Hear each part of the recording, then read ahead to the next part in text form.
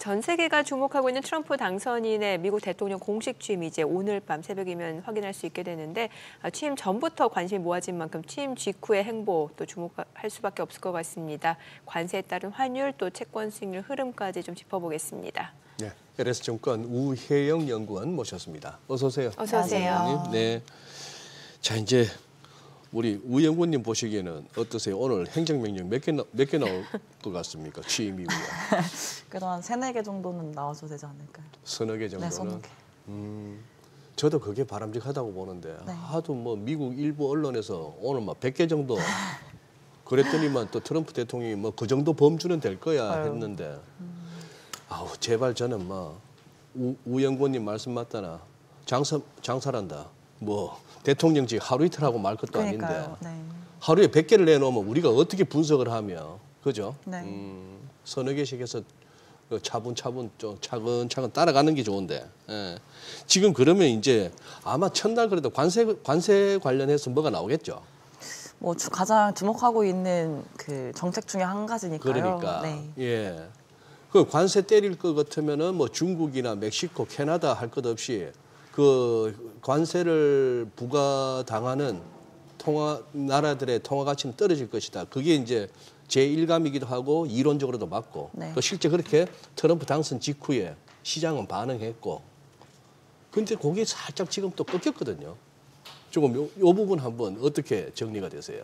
네, 아무래도 통화 정책, 그 교육 정책 이런 것들이 네. 같은 것들이 결국에는 이제 어떻게 진행될지가 물론 중요한 관건이겠지만 시장은 또 이성적인 존재지 않습니까? 네. 선반영된 부분이 물론 있을 거라고 보고 네. 있습니다.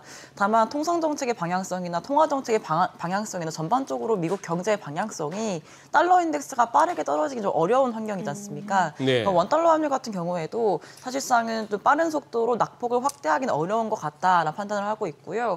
한국은행에서도 지금 우려하고 있는 것들이 지금 원달러 환율이 치솟아가는 그림보다는 좀 고환율 레벨이 장기화될 가능성에 대한 우려를 조금 더 하고 있는 것이 아닌가라 판단하고 있습니다.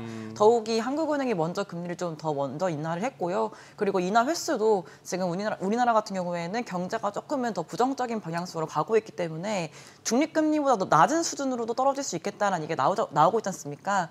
결국에는 이 내외 금리차 같은 경우에도 우리가 경험하지 못한 범위로 갈 가능성도 있다. 그럴 경우에는 이제 환율이 조금 더 올라가거나 내지는 유지될 가능성이 높기 때문에 지금 당장은 원달러 환율 전망을 해보면은 1,400원대가 깨지기가 굉장히 어려운 환경이다. 이제 고환율 레벨, 조금 높은 환율 레벨이 계속해서 조금 더 이어질 가능성이 높다고 판단하고 있습니다. 1,400원 깨지기가 지금은 어렵다. 지금으로 봐서는 어렵다. 네. 그러니까 뭔가 달러 강세가 가파르게 진행되진 않더라도 이 고환율 상태가 좀 장기적으로 지속될 가능성이 꽤 있다. 이런 말씀이시네요. 국채 수익률 좀 여쭤볼게요. 지금 미국의 10년물 국채 수익률이 이제 지난주 보면 굉장히 요동치는 모습이었습니다. 뭐 단숨에 15bp 이상 올라가면서 4.8을 넘어서기도 하고 지금 4.6까지 좀 내려온 상황인데 사실 이제 트럼프는 주요 기업들뿐만 아니라 뭐 규제 완화 여기에다 감세 정책까지 시행하게 되면은 재정 적자 확대는 불가피하고 또 국채 발행량도 증가될 수밖에 없다라는 게 지금 시장의 논리인 거잖아요. 네, 맞습니다. 그럼 국채 수익률은 어떻게 될까요? 네, 저는 이제 미국채 금리 측면에서는 이 예. 1분기 내지는 상반기가 가장 변동성이 높은 시기라고 판단하고 있습니다. 앵커님 말씀 주신 것처럼 트럼프 정책의 방향성이 재정 적자를 심화시키는 방향성일 수밖에 없기 때문에 과연 국채를 얼마나 발행할지가 지금 시장의 관건인 것 같아요. 뭐 물가를 높일 수 있다는 리스크도 있고 재정 적자가 심화될 수 있다는 리스크가 있기 때문에 이 미국 채금리 역시도 상단이 4.8, 4.9, 뭐 5까지 가는 것이 아닌가라는 시각이 있지 않습니까? 저는 개인적으로 5%를 뚫고 가려면 어떤 전제 조건이 있어야 되냐면은 미경제가 위축되지 않은 상태에서 연준 역시도 연내 금리를 안 내리거나 내지는 인상을 하거나라는 식으로 뉘앙스를 주지 않는 이상 5%를 뚫기 어렵다라 보고 있는 거고요. 사실상 뭐 통화 정책도 물론 중요합니다만은 지금 스콧 베센트 재무장관 지명자 역시도 조금은 이제 재정 건전성 측면에서를 좀 강조하고 있지 않습니까? 그러면 일단 당분간 트럼프 정책이 어떻게 갈지를 모르기 때문에 우리가 금리 막 상승시켜 왔고 재정 적자가 심해질 거라 봤지만 이제 한 100일 정도 지나고 나면 어느 정도 가닥이 잡힐 거지 않습니까? 생각보다 이 재정 적자가 심해지지 않거나 국채 발행 물량도 예상 정도에 부합한다면은 미국채 금리 역시도 상단에 보지 않았을까라 보고 있는 거고요. 4.7, 4.8, 4.9 되면요 저가 매수세 들어올 거라 보고 있습니다. 어느 정도 상단에 5%를 안 넘어갈 거라 보고 있는 거기 때문에 어느 정도 4.8, 4.9가 오면은 저가 매수 들어오면서 다시 안정이 될 거다. 개인적으로는 이 미국채 금리가 당분간은 변동성이 높은 시기이기 때문에 빠르게 떨어지기 어렵습니다만은 1월달, 2월달 넘어가고 1월, 3월달 FOMC 확인하면서 우리가 조금씩은 안정화되는 그림 볼 수 있지 않을까라 보고 있어요. 방금 저 뭐 베센트의 333 정책 자막으로 처리됐습니다만 재정 적자를 GDP 대비 뭐 한 3% 정도까지만 와 지금 제가 알기로 한 6%인데 저걸 갖다가 3% 수준으로 줄이려면은 GDP를 확 키우면 되는데 그것도 만만치 않을 것 같고 성장을 3% 하겠다 뭐 그럴 수도 가능한 얘기고 그러고 나머지 3이 이제 원유를 갖다가 하루 300만 배럴 더 증선하겠다 하는 그런 얘기잖아요. 근데 앞부분에 이제 GDP 대비 3%로 재정 적자 줄이겠다 저것도 만만치 않은 과제인데 그건 어떡하세요? 이것도 걱정도 팔자인데 닥쳐서 걱정해도 되는데 옐런이 단기채를 너무 많이 발행해놨잖아요. 이거 어떻게 좀 약간 이렇게 시장에 장기채 수익률에 좀 악영향을 줄 수 있지 않을까? 이거 바로 잡으려면은. 네, 보통 저희가 국채 발행 물량을 보시면요, 그러니까 위기가 닥치거나 갑작스러운 재정 지출을 해야 될 때 단기채를 급격하게 많이 발행을 해서 재정적인 대응을 하고 정상화를 시키는 움직임이 보통 우리가 보는 정상적인 그림입니다. 저희 코로나 때도 보시면요, 단기채가 급격하게 발행이 됐었고 이제 또 그 이후에는 조금씩 그 발행 물량이 본드나 뭐 그 트레저리 노트 이쪽으로 많이 넘어오거든요. 그래서 지금은 발행 그 듀레이션이나 발행 만기를 보시면은 이전보다 많이 올라온 상태이기 때문에 사실상 이제 과거에 비해 봤을 때 물량 측면에서는 더 크긴 하죠. 근데 이제 비중 측면에서는 점차 조금씩 이제 중장기초로 와야되는 게 정상적인 모습이라고 판단하고 있고요. 그래서 TBL 발행 물량이 늘어나고 급격하게 줄어들고 물론 문제가 되겠습니다만은 TBL은 1년 미만이기 때문에 또 1년 내에 또 해소가 되고 또 이렇게 넘어갈 수 있는 부분이고요. 그리고 지금 뭐 트럼프 행정부의 이 앞으로의 방향성이 감세 정책도 많기 때문에 또 우려가 되는 부분도 있습니다만 앞서 말씀 주신 것처럼 스콧 베센트 지명자의 얘기처럼 3% GDP 성장 나온다면 사실 문제는 안 될 수가 있어요. 생각보다 성장이 다른 나라 대비해서 견조하게 나온다는 거는 미국 내에서는 정말 강점으로 언급할 수 있는 부분이라고 보거든요. 그리고 GDP 대비해서 3%라는 거는 그 GDP도 계속 성장하는 또 하나의 그 지표지 않습니까? 그리고 올해 침체라든지 뭐 갑작스러운 위축을 전망하기 어려운 환경이기 때문에 성장이 나와주는 환경이라면 이제 지금 지명자의 의지도 조금씩 재정을 건전화하는 의지라면은 시간은 걸릴 수 있겠습니다만은 GDP 대비해서 4%까지 줄이는 움직임들이 트럼프 임기 내에는 만들어지지 않을까라고 보고 있어요. 이번 주 그 일본 그 BOJ 통화 정책 예정되어 있는데 이제 뭐 금리 인상을 과연 언제 할 거냐 이게 이제 시장의 관심이었던 것 같은데 지금 의견이 좀 분분한 것 같습니다. 뭐 일각에서는 이번은 그냥 동결하고 뭐 3월 달에 금리 인상 가능성이 있다. 뭔가 트럼프의 눈치를 볼 수밖에 없다라는 거잖아요. 어떨까요? 네, 일리가 있는 말씀인 것 같아요. 지금 트럼프 행정부의 정책 방향성이 나와 있긴 하지만 실제로 이게 어떠한 경제적 영향을 줄지는 불확실한 상태이고요. 그리고 앵커님 말씀 주신 것처럼 행정명령을 얼마나 빠르게 가져갈지 그리고 어떤 속도로 관세를 부과할지 이런 모든 것들이 지금 불투명하게 있지 않습니까? 지금 이제 BOJ 같은 경우에도 금리 인상에 대한 의지는 굉장히 높습니다. 우에다 총재라든지 히미노 부총재라든지 금리 인상에 대한 필요성 내지는 임금 인상에 대한 긍정적 움직임 이런 것들을 계속해서 언급을 해오면서 1월달 BOJ에서도 금리 인상 논의를 하겠다는 얘기를 했거든요. 그러면 시장에서는 이런 생각을 하겠죠. 1월에 할 수도 있겠다. 근데 지금 말씀 주신 것처럼 트럼프 정책 방향성을 고려했을 때 조금 눈치를 보고 3월에 하지 않겠는가. 저 역시 동일하고 있는 부분이 있습니다. 일본에서 가장 중요하게 생각을 하고 있는 부분이 어떤 거냐면요. 임금이 인상을 해서 그 소득이 많이 올라가고 소득이 많이 올라가 소비를 많이 하고 소비를 많이 해서 기업들의 이익이 늘어나고 또 기업들이 고용을 많이 하고 또 임금도 늘어나고 이런 식으로 경제가 선순환되기를 원하고 있는데 지금 가장 큰 중요한 요인인 임금 인상이 2, 3년 내에 계속 이루어지고 있다는 게 굉장히 고무적인 부분이거든요. 그래서 앞으로 이 임금 인상이 올해 어떻게 될지는 3월 달, 4월 달에 시작되는 춘투에서 확인을 할 수가 있는 부분이기 때문에요. 물론 기업 관계자들이 올해 임금 인상도 긍정적일 것이다 얘기하고 있긴 하지만 실제로 어떻게 진행될지는 3월, 4월 돼야 알 수 있는 거거든요. 그래서 1월 달 금정회의보다는 네. 3월 달 회의에서 이제 금리 인상을 좀 단행할 수 있지 않을까라 보고 있는 거고요. 그러면 우리가 왜 BOJ 인사들이 인상에 대한 얘기를 하고 있는가? 7월 달에 금리 인상 생각해 보시면요. 충격적인 인상이라고 판단을 하고 있습니다. 8월 달 초에 미국 고용 보고서 쇼크가 났고 7월 달 말에 BOJ에서 금리를 인상하면서 엔크리 청산이 얘기가 많이 나왔고요.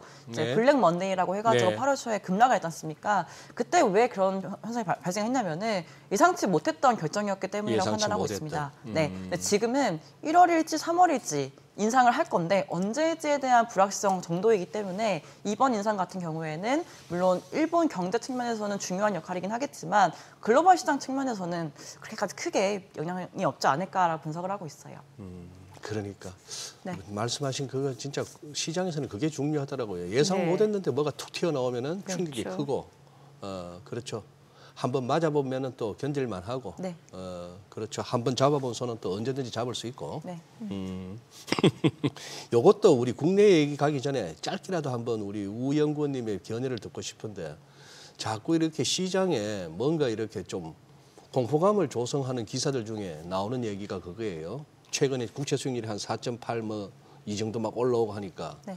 이거 결국 이거 채권 자경단이 움직인다. 네. 미국 재정이 악화될 것 같으니까 채권 보유하고 있는 사람들이 그냥 이건 안 되는데 하면서 집어 던질 것이다 하고 영국 국채 수익률 막 급등하니까 요 봐라 2022년에 네.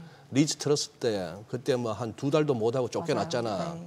요런 얘기를 자꾸 하는데 이게 지금 한번 귀 기울여 들을 만한 얘기인가요? 아니면 그냥 호사가들이 그냥 무섭지 하는 그건가요? 뭐 어떻게 보세요? 뭐 나중에 결론적으로 좀 몇 년 지나고 봐야 더 알 수 있는 알겠지만, 문제긴 하겠지만 시장에서는 좀 공포감을 계속 갖고 있기 때문에 이러한 얘기들이 나왔을 때 조금만 이렇게 들춰보고 있는 것 같아요. 예전에 어떤 사례가 있었고 지금도 그럼 트럼프 행정부 때 이 채권단 자경단들이 만약에 그러한 좀 움직임들을 보였을 때 트럼프 정책도 조금은 한 발 뒤로 물러설 수 있지 않을까라 보고 있는 거지 않습니까? 물론 이제 일리가 있는 말씀인 것 같아요. 왜냐하면 지금 움직임들에 대해서 금리가 급등을 하고 하는 것들이 트럼프 당선 전에 트럼프 당선이 조금 확실히 되면서 금리가 급등했던 적이 있었지 않습니까? 네. 그 당시에 금리 급등한 레벨이 4.2, 4.1에서 4.5 정도 레벨 정도였던 것 같아요. 한 40bp 정도 급등을 했었었는데 지금은 거기서부터 더 오른 거지 않습니까? 네. 그러니까 이거를 우리가 어떻게 해석을 해야 되는가? 물론 트럼프 당선이 확실히 됐고 정책들이 어떻게 될지에 대한 불확실성이 크기 때문에 올라온 것인가? 플러스 실제로 채권 자경단들의 움직임이 있어서 그만큼 더 약세가 간 건가? 물론 이거를 수치적으로 분석할 수는 없겠습니다만은 일부 있었을 거라고 보고는 있어요. 왜냐하면 뭔가 이런 사람들, 이 자경단들은 결국에는 수익을 내기 위해서 움직이는 부분도 있지 않습니까? 예, 그렇죠. 네, 그렇기 때문에 이제 지금 당장 시장이 굉장히 취약하고 변동성이 크고 어떻게 될지 모르는 상황에서 조금 한 방향으로 움직여준다면 금리의 움직임들 굉장히 손쉽게 움직일 수 있을 거라 보고 있었던 것 같거든요. 그러니까 물론 이러한 움직임들이 향후에 나올 수 있겠는가? 저는 개인적으로 연준이 상반기에는 금리를 인하하기는 어렵겠습니다만은 하반기 중에는 금리 인하가 계속 될 거라고 보고 있어요. 그럼 결국에는 금리 레벨 자체가 배치마크 금리가 조금씩 내려오면서 시장 금리도 따라올 수밖에 없다라 보고 있는 거고요. 4.5%, 4.6% 물론 중요합니다만은 움직임 자체는 결국에 우리가 고점을 더 뚫고 가지 못하는 그림이라면은 자경단에 대한 우려를 계속 가져가기보다는 조금 취약한 시장 상황에서 좀 수익을 내기 위한 좀 일부의 움직임이었지 않았을까라 보고 있는 거고요. 네. 트럼프 행정부를 정말 이렇게 흔들 만한 영향력이 있겠는가라 본다면은 개인적으로는 쉽지 않아 보인다라고 생각하고 있습니다. 네. 그래요. 우리나라, 그러니까 한국 10년물 국채 수익률도 좀 여쭤볼게요. 이제 올해 11월이면은 세계 국채 지수, 그러니까 WGBI죠. 네. 이제 편입이 되는데 지금 사실 거의 지금 무정부 상태가 계속해서 이어지고 있고 정치적 불확실성이 이어지고 있는 상황에서 지금 정부가 해외 기관에 이제 국채 세일즈에 나서고 있다고 하는데 지금 우리나라 10년물 국채 수익률이 지금 한 2.7% 정도잖아요. 그러면 어떨까요? 11월 WGBI 편입 앞두고 있는 상황에서요. 네, 편입 자체는 굉장히 호재라고 보고 예. 있죠. 그리고 과거에도 WGBI 편입된 사례들을 보시면은 결론적으로는 이제 그 자국의 통화가 절상이 되고 자국의 그 금리는 하락하는 영향을 주긴 했습니다.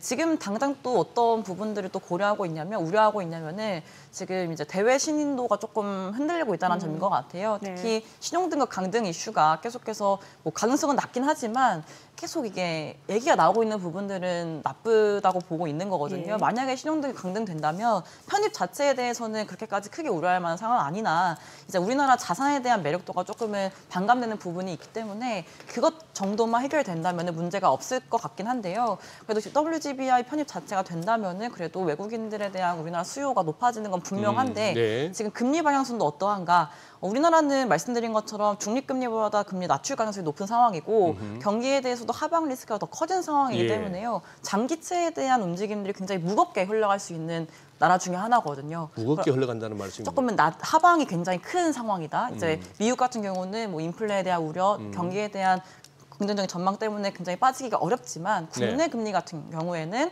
경기에 대한 방향성이 굉장히 좀 부정적인 상황이고 물가에 대한 상황도 미국보다는 높지 않지 않습니까? 예. 그럼 결국 장기 금리도 이제 빠르게 올라가거나 버티거나 하는 그림보다는 조금은 떨어지는 힘이 좀 더 세질 수가 있다라 보고 있는 거거든요.